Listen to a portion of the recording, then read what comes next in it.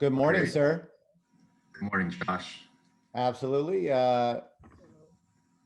Crowd, meet Roman Gonzalez. He is a golf professional at Old Ranch Country Club right now, formerly with the Tiger Woods Learning Labs for a long time, and someone I've gotten to know over the last couple of years. We actually last year's youth summit, right when COVID struck, unfortunately, he was gonna host for us, and his facility and was going to host last year's program, and so unfortunately that did not happen at the last minute there.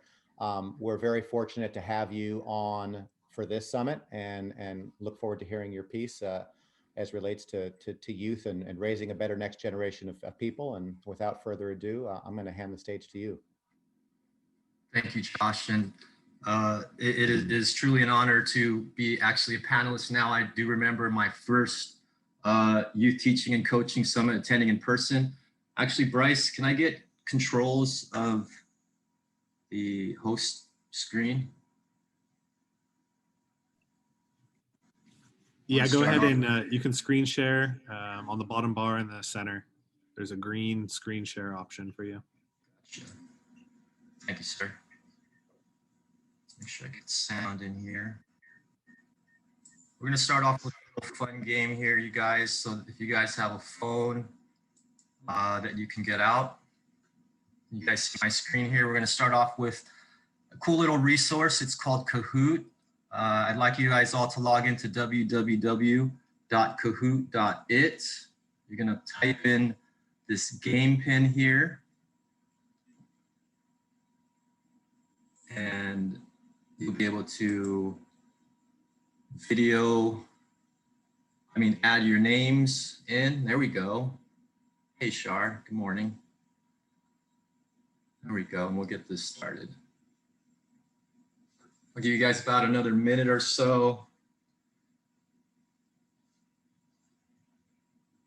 to get logged in.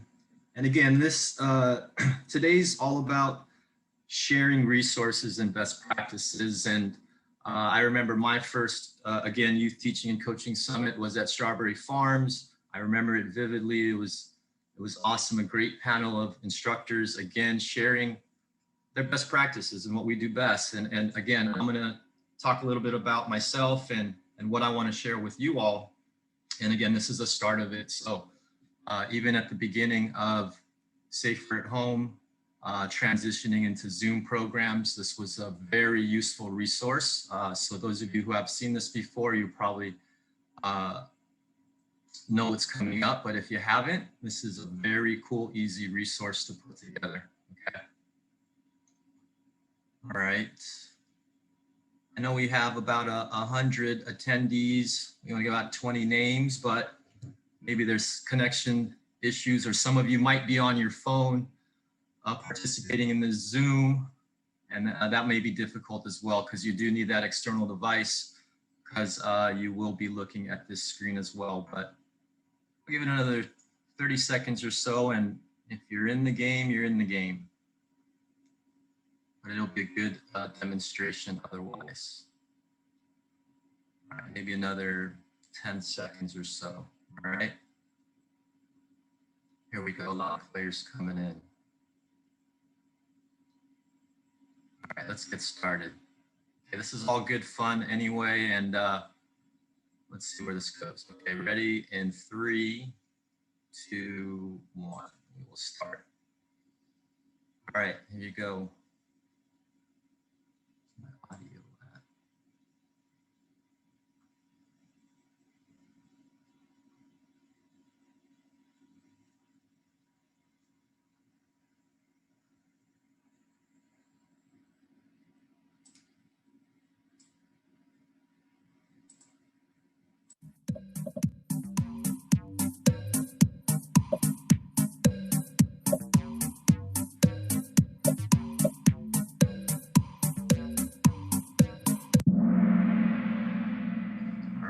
Glad we all got that one right. Good job, class. All right, next question. All right, we got T Mills, money bag, first place. Good job.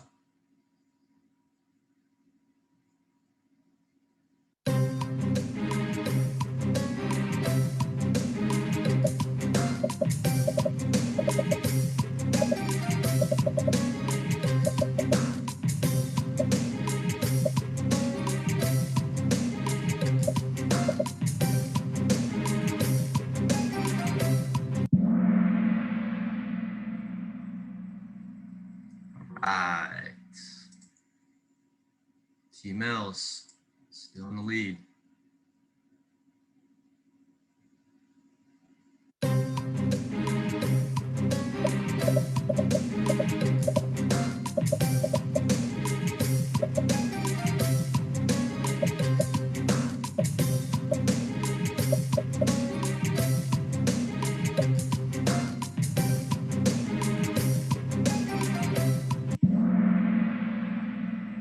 Oh my goodness, Tom, you're going to be getting some calls.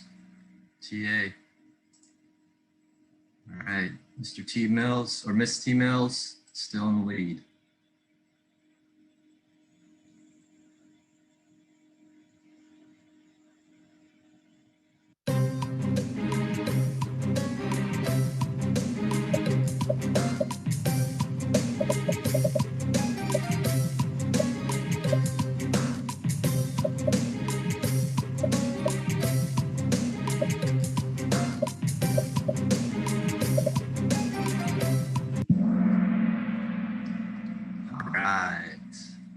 Yes, the first drive, chip, and putt this year will be at May 30th, first tee of Coachella Valley. Let's start spreading the word. All right, we got a new leaderboard. Mr. Jurgis is climbing too as well. All right, home stretch, guys. 4 more holes left.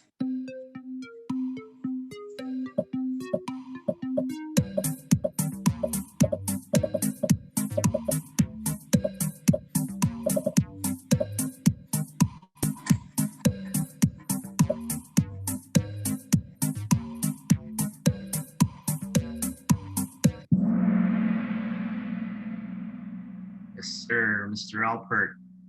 Oh, baby! Yay. Good job, buddy. All right. Pretty close. Pretty close game here.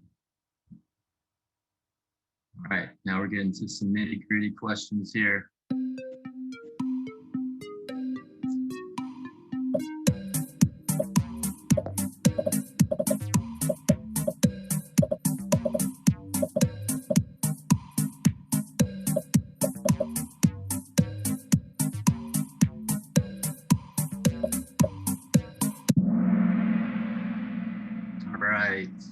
As even Mr. Alpert drew reference to it earlier, resilience and persistence are most valuable. Ooh, new leader on the leaderboard.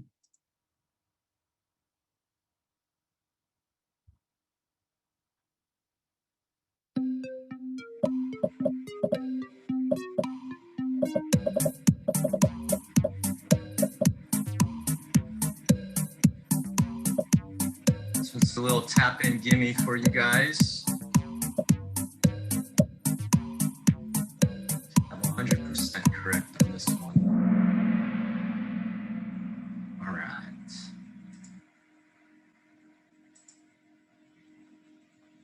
Two more questions.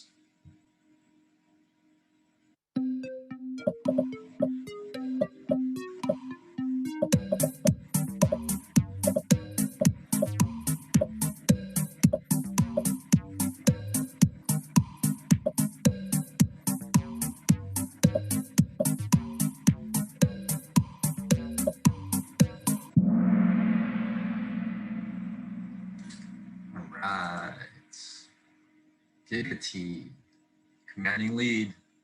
Nikki has a streak with 7 correct answers. All right, Nikki. Let's keep it going. Last hole, guys.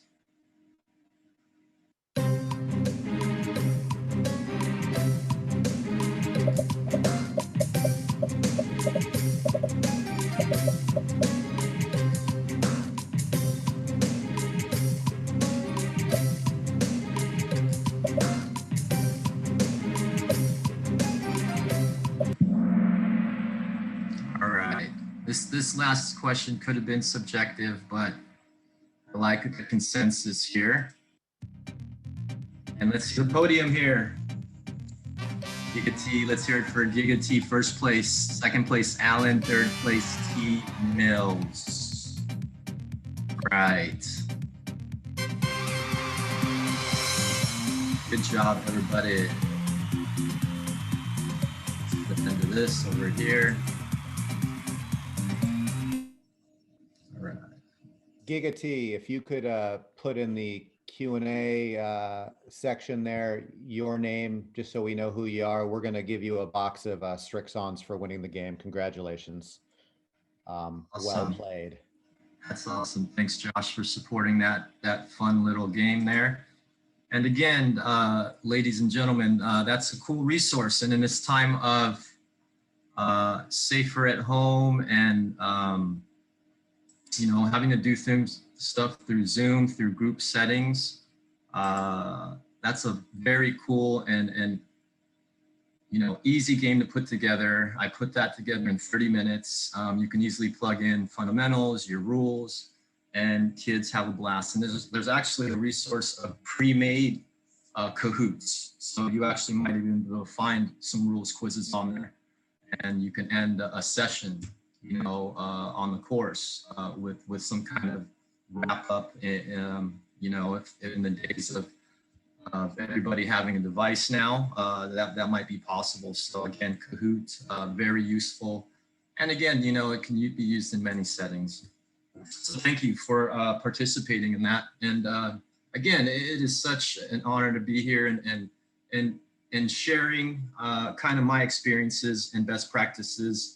As Josh mentioned, I'm currently the player development professional at Old Ranch Country Club. I am fairly new, 6 weeks in. You see my email address on the screen right now. And by any means, I'm going over some content, so do not feel you need to write everything down.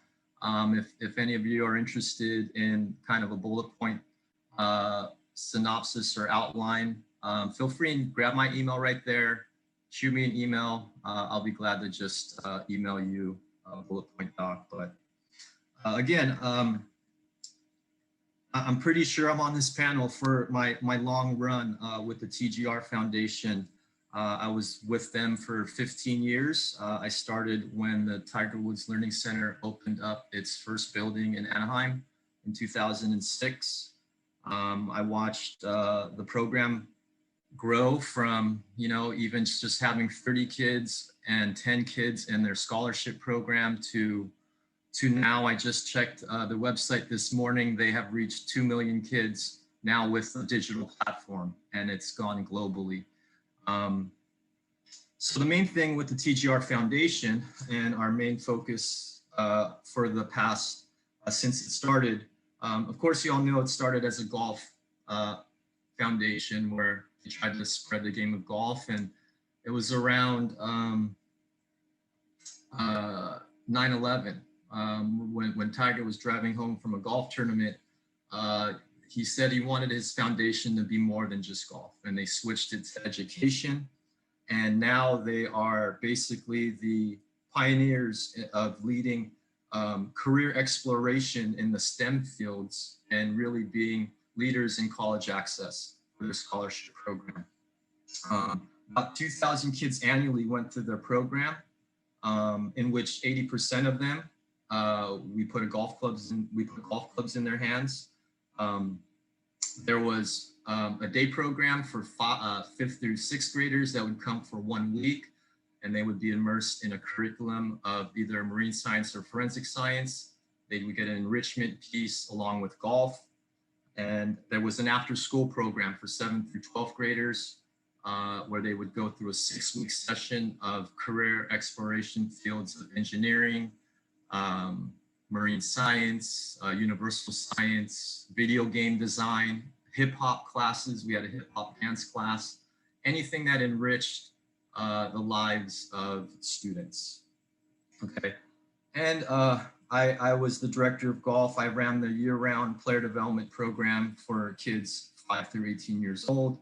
I was able to watch that program grow from just having, again, 20, 30 kids to before safer at home, over 160, 170 kids regularly practicing in our programs. All of everything I just mentioned were absolutely free. Okay, and it was all due in part to the 4 big fundraisers that the TGR Foundation put together. the Genesis Invitational, the Hero World Challenge. They had a Tiger Woods Invitational tournament in the Monterey Peninsula, and Tiger Jam in Vegas, which was a concert. Kind of zeroing into the golf aspect, we did free instructional clinics every Saturday. We had a mobile golf outreach initiative that went to elementary schools. We had golf course access next door, which was Dad Miller Golf Course. And then I created a player development program that kind of took them all the way to be able to, if they wanted to, compete in tournaments. Okay. Then of course, the player development program consisted of a 3-level beginner, intermediate, advanced. We call them level 1, 2, and 3. We had our tour class was level 1, our players class was level 2, and our masters class was level 3. And by any means, when they got in the 3rd masters class, it didn't mean they were done. It means that they were just at a level of competency that we were able to offer privileged, like special golf outings. We'd get requests from clubs to bring some kids out every now and then, partnering with SCGA, doing junior game days at clubs was a real treat for the kids as well. Now that takes me into some of the things that I have now kind of packaged and thought were really useful as a teaching professional, as I'm now even merging into working with the membership at Club Corp and juniors as well. As like, what can I take with me that's of value and that can be easily implementable? And I was really lucky because the TGR Foundation always tried to find out a deeper explanation of why and how students are motivated to find their passion. Okay, so a lot of the things I talked about in terms of introducing STEM careers and college access points, the TGR Foundation were intentional about training the instructors to work on character developmental pieces that sometimes you'll have that troubled youth and you just can't figure how can we help them be a little bit more passionate about whatever you're working on. And I think I can give you a topical touch on all of those things, and that may help you in your day-to-day instruction. Okay, let's move on. All right, so how we teach golf. Okay, it is much more than just the fundamentals. Okay, and usually we already started talking about it, building relationships, right? And it's usually in the first or second meeting where, or the third meeting where you kind of feel a bond and a connection. And I think a lot of us who work with youth, you've already have a good feel about this. What are some commonalities that you and the child share? You probably both went to schools. You probably both have had experiences in sports or hobbies in everyday life. I mean, a common thing that we can share is like, what'd you have for breakfast today?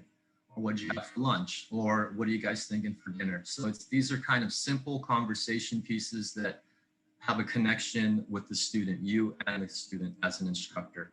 You guys also share, hopefully, some similar family, home life similarities, parents or guardians, who care about you, who do things maybe for your birthday or take you out for special treats. I mean, again, these are all just conversation pieces for you to bond with the student. Okay. Humor, fun stuff. Okay. What makes you laugh or be happy?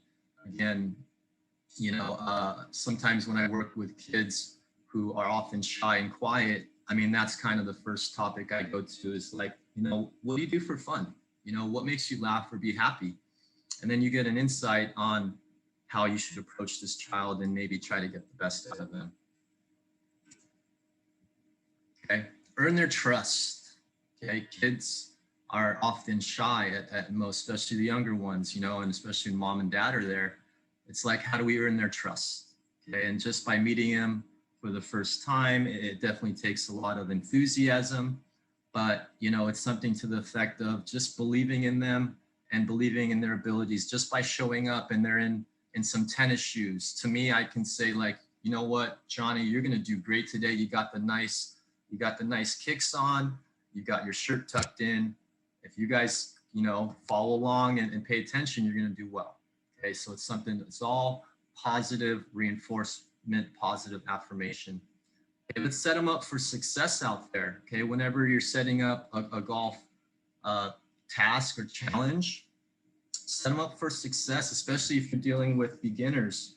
Make targets bigger, okay, much bigger. You know, just try to, you know, you got to get them away from the hole as being kind of the end all be all. Okay.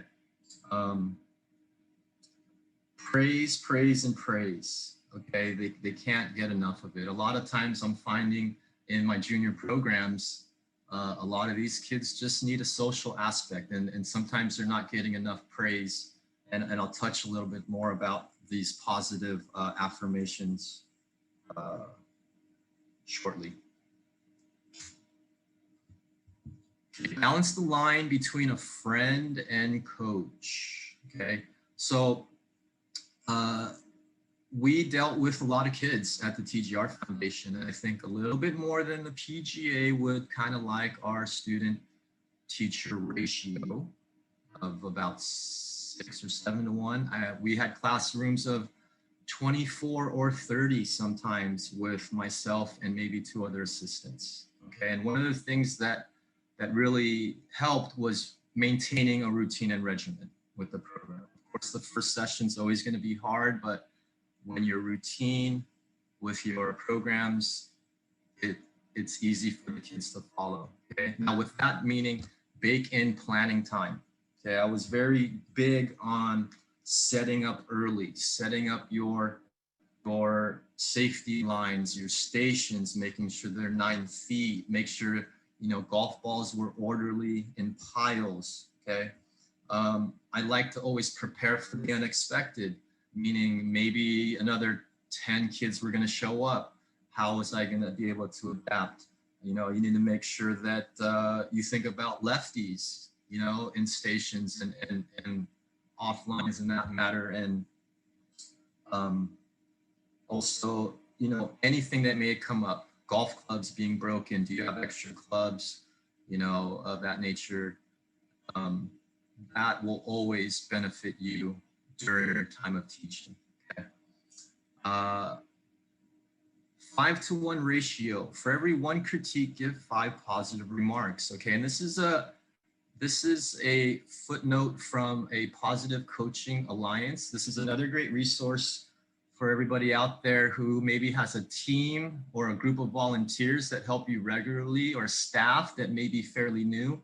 The PCA, the Positive Coaching Alliance, is a group that offers free workshops and webinars that help you become better coaches. In other words, they can help you work with youth a little bit better. Okay, and this stat here, 5 to 1 ratio. Every 1 critique you give a child, try to give 5 positive remarks in that same discussion. Okay, and that can be for anything. That could be like, you know, Mary, stop running down the on the range because number 1, you know, we can be safer. We can set a better positive, set a positive example to others. You know, we're going to be safe. You're not going to hurt yourself. Okay, because if you can run, you know, X, Y, and Z. Okay, and also too, for the golf swing's sake, you know, if you're going to say, you know, we're slicing it, keeping it open, but here's 4 other things that you do well. Okay. See, we got some participants with raised hands. You know what? I'm liking this informal discussion. If you guys want to shout out a question, or maybe Josh, can you help me with some questions here? I don't have my chat box up with the screen, but you know, yeah, if people have questions, throwing it in the chat box so that we can ask it will be the way that we go here. So please, by if any you have means, questions, I'm okay with being stopped to, and just let's keep it. Keep rolling, Session, just because time is of the essence. But I'll Sure. stop you if I see a question. Sure. Okay. Moving on. Be real. Oh wait, I don't want to skip this one here. Parents should be cheerleaders and not coaches. There's a big statistic we talked about, helicopter parents. I like to share this one because, again, this is from the Positive Coaching Alliance, that 68% of kids drop out of sports by the time they're in high school. And that's because of parents really being on top of the kids and they should just be cheerleaders. The kids need to have the perspective of whatever happens in whatever sport I do, my mom and dad or guardian is going to support me. And let the coaches be the ones that are hard on the kids. And that model, you know, should always keep kids in sports. Okay. That one's a really big one to have with parents. The minute I say that stat, you can see the parents really want to just take a step back and really help that process. Okay. Be real, break down the big picture, explain the benefits of your drills. Okay. Golf is hard. I mean, kids want to know why you're doing a certain thing. Be more specific about that. Okay. Now there's some layers of value. Okay. When you work in your golf sessions, finding that connection with your student enables ways to motivate life skills. I found myself always helping kids with how to balance their schedule. I was helping them balance, like, you know, figuring out what classes they should be taking as they get older. So a lot of this is, you know, we're more than golf instructors. Okay, we're going to end up being a friend. You know, one of a saying is we're a golf pro. You're going to, you know, you have somebody signing you up for a lesson. It's not just a business transaction. You're going to be making a friend for life. Okay. All right, instilling grit. Grit is a new term in education. It just came out in 2016 by Angela Duckworth. It's basically saying persistence and resilience is a more valuable trait in students right now, even more than talent, because if you're able to persist and overcome challenges and understand long-term and meaningful goals, you're more likely to reach those goals. Now, how do we instill grit? Again, there's a lot of fun activities out there we can probably look up.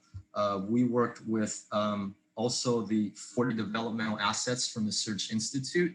It's basically a character development framework that kind of gives you reasoning and steps of why kids, you know, lack some of the external and internal factors. It could be at home, it could be in the communities around them, in their schools.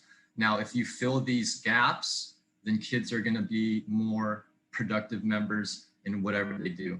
Okay?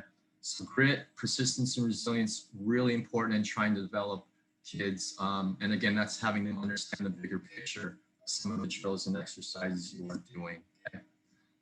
Mindfulness. Mindfulness is a new word, kind of been floating around education the last 4 or 5 years. Basically, it's the basic human ability to be present. And this is basically something we talk about in golf, you know, when staying in the present moment, trying to hear the birds chirping, okay? We often get distracted by external thoughts or internal thoughts and external distractions, but being mindful can take us, you know, through whatever challenge we have, but with the ability to focus at our task at hand. Also, I'm gonna give you mindfulness update, Roman, about 2 more minutes. Yes, sir. That's my mindfulness check for the day. Thank you. Yeah, I was on it. Okay, mindfulness could be drawn back to, mindfulness can be drawn back a little bit towards breathing, as it creates an in-tune feeling with your body. We've worked on little modes of this mindfulness in our group sessions, wrapping up classes, allowing students to control their emotions, energies, and moods. Okay? Breathing techniques is very important. It definitely gets the kids centered and back focused on him. Okay. All right, a couple more layers of value here. Students see themselves in you. We need to set good examples on and off the golf course. Okay, they're very observant. Okay, so just practice what you preach out there. Hero, role models, leaders. I have, this is 2 last activities I want to share real quick. One, maybe to start your class, it's kind of like an icebreaker. Get a cone that says heroes, one over here that says role models, and one over here that leaders, and start naming off people. You know, you can say LeBron James and see where the kids would go. You can say, you know, Kamala Harris, right? And see where everybody would go. Okay. And then you would say mom and dad, or parent or guardian, or you can say golf instructor, and see where everybody would go. And this would give you a sense of having kids identify their heroes, role models, and leaders. I got another quick game for you guys. There's one called Faction, and this is called paper, rock, scissors. And once the kid would, like, let's say all 10 would start doing paper, rock, scissors with one another. If somebody loses, they join another person's team and start cheering for them. It's called Faction. And pretty soon you should have 2 players with everybody else cheering for each other. And that's kind of a cool way to get everybody getting this like camaraderie environment. Okay, I'm on my last slide here, Josh. I know I'm cutting it short, but creating golfers for life is very important. I also like to infuse a little bit of career exploration in the golf industry, talk about industries of the club.